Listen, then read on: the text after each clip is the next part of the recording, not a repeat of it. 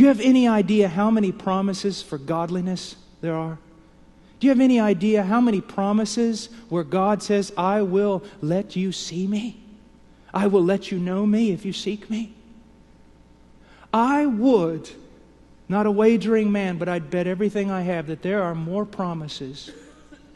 There are more promises in the Bible with regard to you growing in grace and overcoming sin and being used of God and trampling on serpents and every other sort of thing. There are enough promises there that if a man were to pray only over those promises 24 hours a day, he would have to live 10,000 lifetimes to win them, to avail himself of them. Do you understand what I'm saying?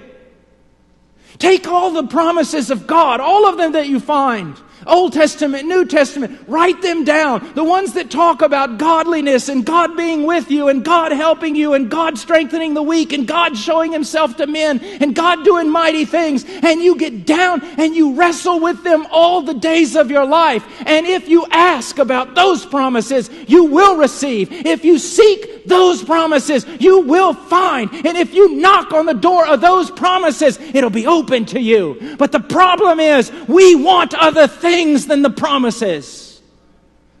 We want a comfortable life. We want to be able to minister. We want all sorts of things. And God has other plans, higher plans, greater plans, to make you conform to the image of His Son. And then to use you as a treasure, as a focal point, as an illustration of just how good He is. To take you throughout all of eternity and lavish upon you greater and greater demonstrations of His goodness. He has such plans for you. You have such meager, pitiful plans for yourself.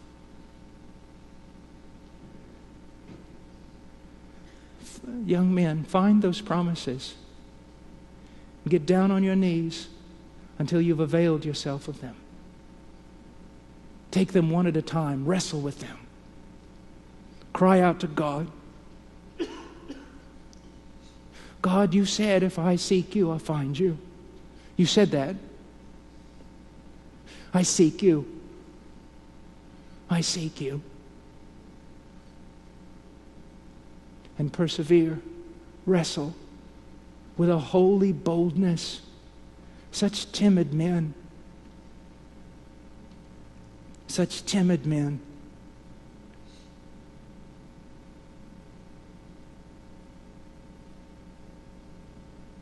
And how easy we forget, those of us who know.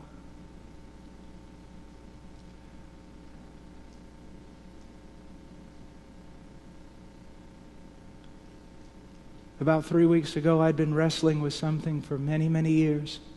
Just not seeming to make much progress in that area of my life. Then one night, about 1 a.m, woke up. And you know what, older men, listen to me. You really don't need to learn anything else.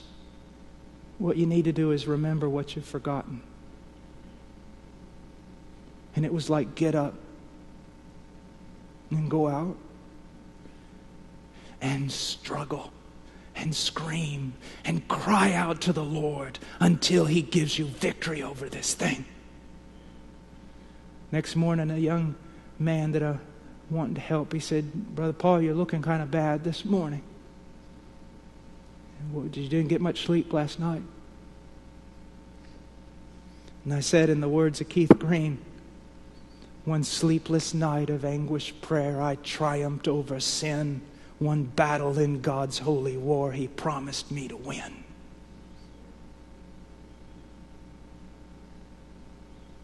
There's so many things that pick at you. Like those Canaanites in the land. Drive them out. Take God's promises and drive them out. Brother Paul, I have this one sin I can't overcome. Then fast and pray and drive it out. Grab a hold of grace. Avail yourself of promises. Be sick of the thing. The problem is, at first you're sick of the thing. And then you begin to be able to live with the thing. And then the thing becomes a part of your life. Young men, warriors, and radical Christians aren't those who listen to contemporary music and wear T-shirts with verses on the back. And it's not necessarily those who hit the streets going door to door. You give me one man who'll take the promises of God and fight through them on his knees in the darkness when no one else is around. Everything else will fall in place. There is absolutely nothing in your life that cannot be overcome through wrestling and prayer and believing and availing yourself of the promises of God.